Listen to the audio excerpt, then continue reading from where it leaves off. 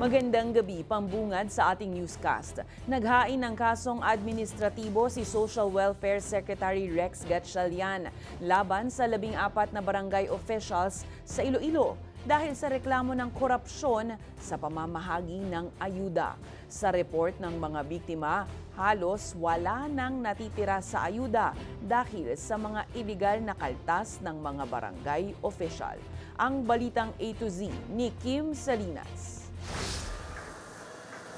Dumulog sa tanggapan ng DSWD ang 14 na residente mula sa iba't ibang barangay sa Iloilo City para isumbong ang anomalya sa pamamahagi ng ayuda sa ilalim ng Assistance for Individual in Crisis Situation o AICS. Batay sa reklamo, sa 10,000 pesos na ayuda, sa pilitan umanong kinakaltas ng ilang barangay officials ang halagang 8,000 hanggang 9,000 pesos.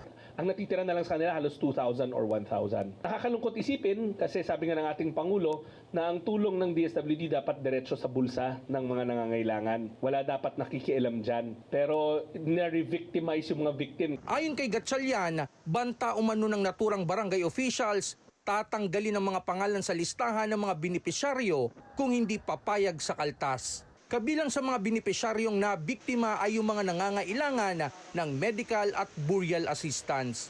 Dahil sa mga reklamo, personal na naghain ng kasong administratibo si DSWD Secretary Rex Gatchalian sa tanggapan ng Ombudsman laban sa 14 na sangkot na barangay officials mula sa mga kagawad, treasurer hanggang sa kapitan. At kung kakailanganin mag-preventive suspension at yung karagdagang pang mga parusa.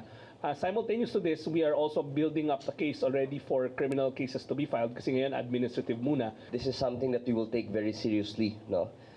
Yung procedure po dito ay kung admin case po na ang ifa-file ho nila, it will go through administrative adjudication, which will require a lower threshold than that of a criminal case. Nakasaad sa patong-patong na dokumentong isinumite ang kasong grave misconduct, graft and corruption at abuse of the authority. Ayon sa tanggapan ng Ombudsman, posibleng maharap muna sa preventive suspension ang mga inirereklamong barangay officials. So depending on the evaluation, no, it can span between 1 to 6 months. 6 months being the maximum already for preventive suspension.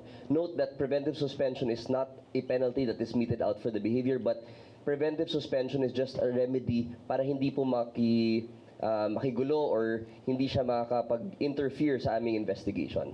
Ipinahinto muna ng DSWD ang pamamahagi ng ayuda sa naturang mga barangay sa Iloilo at inaasahang muli itong ipatutupad sa Enero sa susunod na taon. Para sa Balitang A to Z, Kim Salinas.